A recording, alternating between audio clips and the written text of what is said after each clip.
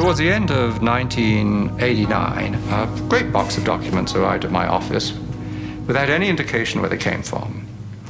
And I opened them and found in it a complete set of Monsanto files, particularly a set of files dealing with toxicological testing of cows who've been given RBGH.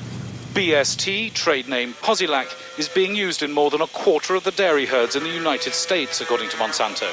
The milk has been drunk by a large portion of the American population since the Food and Drug Administration declared it safe for both cows and humans 4 years ago. And at that time, Monsanto was saying, there's no evidence whatsoever of any adverse effects, we don't use antibiotics, and this clearly showed that they had lied through their teeth.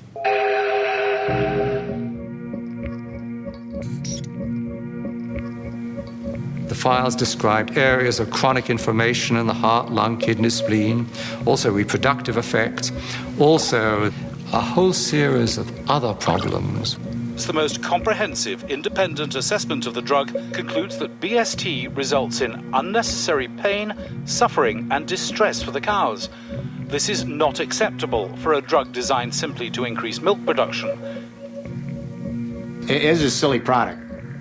The industrial world is awash in milk. We're overproducing milk. We actually have governments around the world who pay farmers not to produce milk. So the first product Monsanto comes up with is a product that produces more of what we don't need. Of course, you'll want to inject Posilac to every eligible cow, as each cow not treated is a lost income opportunity. But the problem was that use of the artificial hormone caused all kinds of problems for the cows.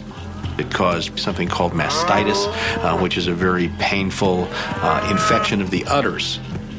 When you milk the cow, if the cow has bad mastitis, some of the, and I don't know how to say this in a, I hope people aren't watching at dinner time, but the pus from the infection of the udders ends up in the milk, and the somatic cell count, they call it, the bacteria count inside your milk goes up. There's a cost to the cows. The cows get sicker when they're injected with RBGH. They're injected with antibiotics. We know that people are consuming antibiotics through their food, and we know that that's contributing to antibiotic-resistant bacteria and diseases.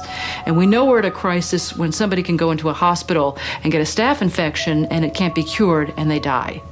That's a crisis. Bad for the cow, bad for the farmer, bad potentially for the consumer. The jury is out. We see a lot of conflicting evidence about potential health risks. And of course, as a consumer, my belief is, why should I take any risk?